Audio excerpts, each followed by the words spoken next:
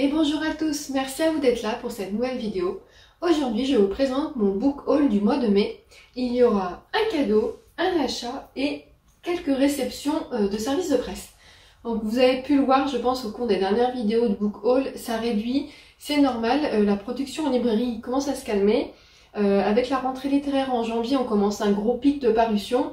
Et après souvent février, mars, avril, mai, c'est les sorties des gros blockbusters on va dire. Donc c'est là où vous avez les sorties notamment de Virginie Grimaldi, de Franck Tillier, Bernard Minier, Jean-François Granger, Serena Juliano, voilà, pour ne citer que. Et très souvent, les éditeurs sortent plein de livres en même temps à cette période, ce qui fait que j'ai reçu beaucoup de services de presse. Donc là ça commence à se calmer parce qu'à savoir que l'été, au mois de juillet, il y a très peu de parutions, c'est le mois où il y en a le moins. En août, à partir de la moitié du mois, ça commence à revenir parce qu'il y a la rentrée littéraire de septembre. Et septembre, c'est reparti pour se recalmer mi-novembre et jusqu'à début janvier. Donc voilà, il y a deux périodes de creux dans tout ce qui est librairie. Et là, on arrive bientôt à la première. Ce qui fait que le nombre de SP réduit, mais ce qui est pas plus mal pour ma bibliothèque, parce que il rentre plus. Voilà, la madame elle en a trop. Il faudrait que j'arrive à réduire ma pile à lire, mais c'est compliqué. Même en étant raisonnable au niveau de mes achats, ça reste compliqué. Donc je vais tout d'abord vous présenter le cadeau que j'ai eu ce mois-ci. C'est ma petite Mélanie qui m'a offert un manga. Il s'agit de Chat des rues de Hachi et Maruru aux éditions Doki Doki. Donc étonnant un manga sur les chats. Mais voilà, c'est vrai que ce mois-ci, comme vous avez pu le voir avec mon bilan lecture spécial graphique de la semaine dernière, j'ai lu pas mal de graphiques.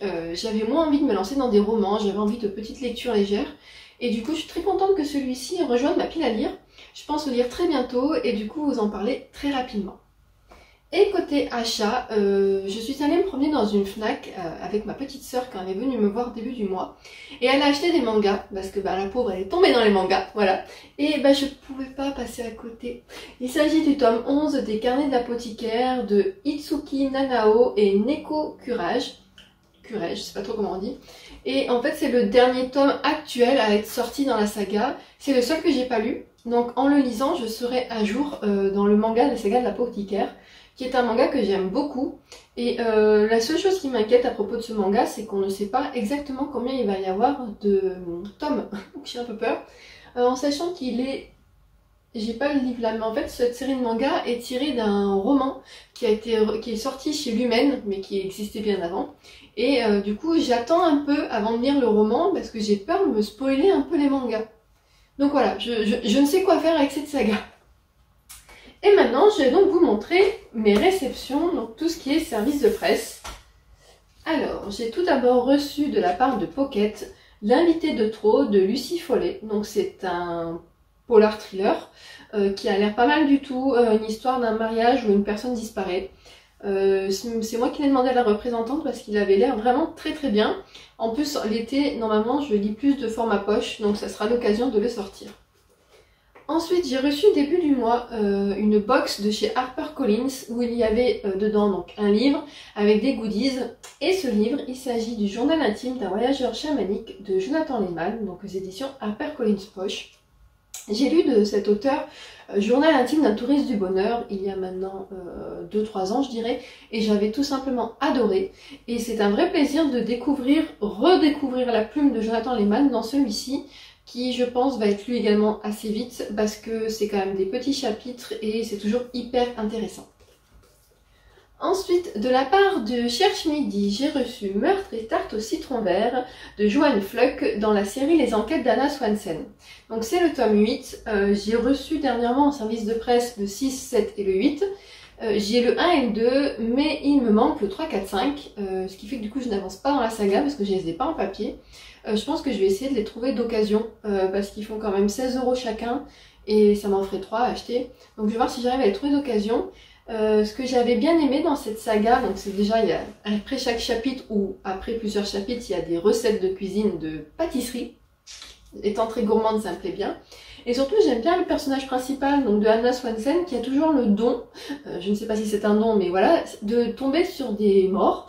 Et elle se retrouve à chaque fois à enquêter en parallèle de son beau-frère Bill, qui est policier dans la ville où ils habitent.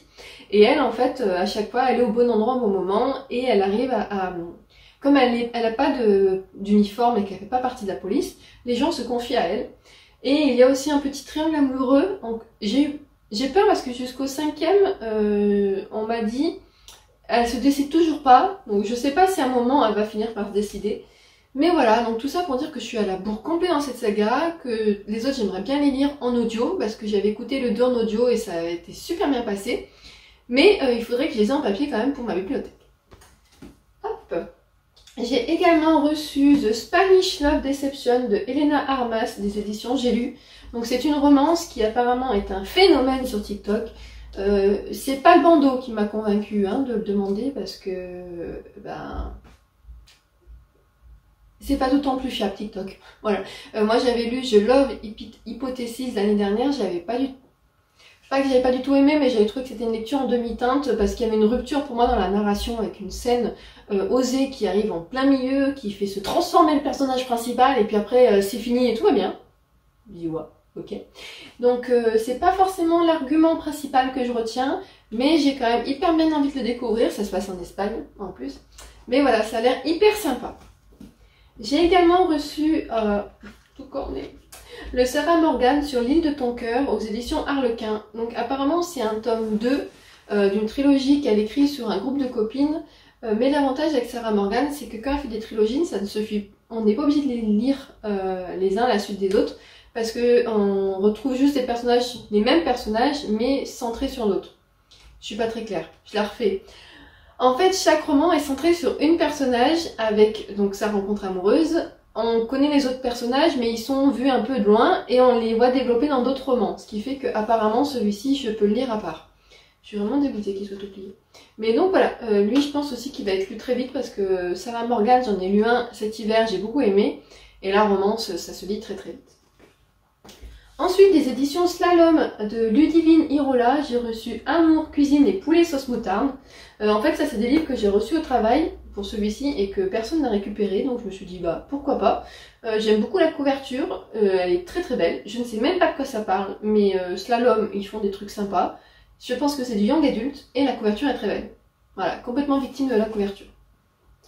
Ensuite, ça c'était pour moi.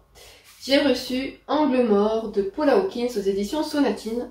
Donc Paula Hawkins, j'ai à l'heure actuelle lu tout ce qu'elle a sorti, donc à savoir La fille du train, Au fond de l'eau et Celle qui brûle. Mon préféré étant La fille du train. J'ai pas aimé Au fond de l'eau et Celle qui brûle, j'ai bien aimé. Et du coup, j'espère rester sur quelque chose de positif, que ça fasse pas 1 sur 2. Et c'est un livre qui est pas encore sorti. Alors il sort le 1er juin, il sort la semaine prochaine. J'aimerais bien le lire avant qu'il sorte, mais là on est le 25 mai. Chaud patate. Je vais tenter, il faut que je finisse mon livre actuel, mais ça peut être sympa. J'aime bien ce qu'elle fait elle à chaque fois, donc je me dis pourquoi pas. En plus il est court, il fait 150 pages. Donc c'est jouable. Avec un peu de chance, je vous en parlerai dans le bilan lecture du mois de mai. Ensuite j'ai reçu de Elle Kennedy, Good Girl Complex des éditions Hugo Roman. C'est un livre que j'ai pas mal vu passer sur les réseaux, que j'avais demandé, donc je suis hyper contente de l'avoir reçu. C'est donc une histoire d'amour qui se passe sur un tome. Je crois que j'ai déjà lu un autre livre de cette autrice. Est-ce qu'on a les... Non, je ne sais plus, mais il me semblait. Donc voilà, encore une romance. J'ai reçu pas mal de romances là en fait. C'est bien, pour l'été c'est bien.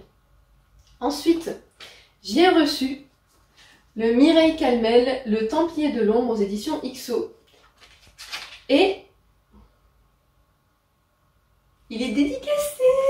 Ah, je suis trop contente. À ma chère Laurie, bien chaleureusement, Mireille Calmel. Oh, je suis trop contente. Elle me connaît pas, mais c'est pas qui je suis, mais je suis trop contente. Ça doit être le représentant qui a demandé à ce qu'on me le signe. Oh, voilà. Je suis trop contente. Je vais le lire aussi très très vite parce qu'à l'heure actuelle, j'ai pratiquement tous lu les derniers qui sont sortis. Il m'en reste que 2 dans la bibliothèque que je pense que vous ne voyez pas. C'est La fille des Templiers, la duologie, que j'aimerais bien lire aussi cette année pour découvrir ses écrits un peu plus anciens. Je suis joie. Voilà, je suis trop contente. La madame, elle est contente. Ensuite, j'ai reçu début du mois Contes de fées de Stephen King d'Ava Michel. Ce petit bébé de 730 pages. Voilà. Je ne l'ai pas encore lu. Il est quand même énorme. C'est plutôt là, Stephen King revient au fantastique avec Billy Summer, il s'était un peu plus rapproché de tout ce qui est thriller. Là c'est le Stephen King fantastique. J'ai eu de super retours dessus. Moi juste ce qui me fait peur c'est qu'il fait quand même 700 pages. Et il va falloir que je trouve un moment pour le lire où j'ai du temps parce que j'ai peur de le traîner sur un moment si je mets trop de temps à le lire. Mais voilà, je suis hyper contente, j'adore la couverture. Elle est trop belle, c'est un peu en relief. Je pense pas que vous verrez, mais les briques de la couverture ressortent en fait, avec le chien et le personnage aussi. Il est juste magnifique. J'ai vraiment très hâte de le lire parce que j'ai eu d'hyper bons retours dessus. Et enfin, la dernière réception, je reçois rarement des livres de chez Actes Sud, déjà parce qu'ils en publient moins, déjà. Et c'est vrai que, à part Camilla Lackberg, toutes leurs sorties ne m'intéressent pas forcément, mais là, j'ai vu celui-ci. Il s'agit d'Études en noir de José Carlos Somoza, donc aux éditions Actes Noir, Actes Sud. C'est un policier qui se passe au 19e siècle. Il y a une ambiance un peu glauque, une ambiance un peu la Edgar Allan Poe, Arthur Conan Doyle, tout ça. D'ailleurs, le titre Études en noir fait référence à une aventure de Sherlock Holmes qui est Études en rouge. Voilà, moi j'ai lu la quatrième de couverture au magasin, donc j'avais d'abord été attirée par la couverture. Déjà quand je vois un corbeau, pour moi c'est Edgar Allan Poe. Je sais pas si c'est vrai ou pas, voilà, je sais pas si ça se vérifie systématiquement, mais dès que je vois un corbeau sur une couverture, je l'assimile à cet auteur. Donc je vois ça déjà, ça m'interpelle, je me dis ouais, elle est quand même belle la couverture, je vois Études en noir, je fais c'est bizarre, ça me fait quand même penser à une aventure de Sherlock Holmes. Et quand j'ai lu la quatrième de couverture, et ben banco. Alors si vous voulez, je vais vous la lire parce que vraiment elle est très bien. 1882, Angleterre. Anne Malcarré fuit l'agitation londonienne et une liaison toxique avec un marin ivrogne et violent pour revenir à Portsmouth, la ville de son enfance. Infirmière chevronnée, elle est engagée dans une institution psychiatrique très sélecte sur la côte. Hôpital psychiatrique. Elle n'a en charge qu'un seul patient, Monsieur X, qui par sa singularité et ses exigences est déjà venu à bout de bon nombre de soignants. Issu d'une famille puissante et richissime, outre quelques fantaisies, l'homme a surtout développé un talent unique de déduction, lui permettant de découvrir le moindre secret enfui au tréfonds de l'âme de ceux qui passent la porte de sa chambre. Ça vous fait pas penser à un célèbre enquêteur ? C'est dans cette atmosphère emplie de mystères qu'une série de meurtres commence à endeuiller la ville, avec l'aide d'Anne et du jeune docteur Arthur Conan Doyle, qui prodigue des soins à notre mentaliste tout en peaufinant le personnage principal de son roman, un certain Sherlock Holmes. Et oui, la vidéo m'a coupé la chic quand j'étais en train de vous présenter donc l'étude en noir. Je viens juste de m'en rendre compte, j'étais en train de faire le montage et je ne sais pas pourquoi, la vidéo a coupé avant la fin. Heureusement, c'était le dernier livre que j'avais à vous présenter. Je voulais avoir du coup votre avis, savoir si vous aviez déjà lu certains des livres que je venais de vous montrer, ce que vous en aviez pensé. Et que vous, de votre côté, vous n'hésitiez pas à me dire ce que vous aviez acheté, ce que vous aviez eu au mois de mai en matière de livres. Et également si une lecture commune sur certains de ces titres présentés vous intéresse. Sur ce, je vous remercie infiniment d'avoir regardé cette vidéo et je vous dis à très bientôt.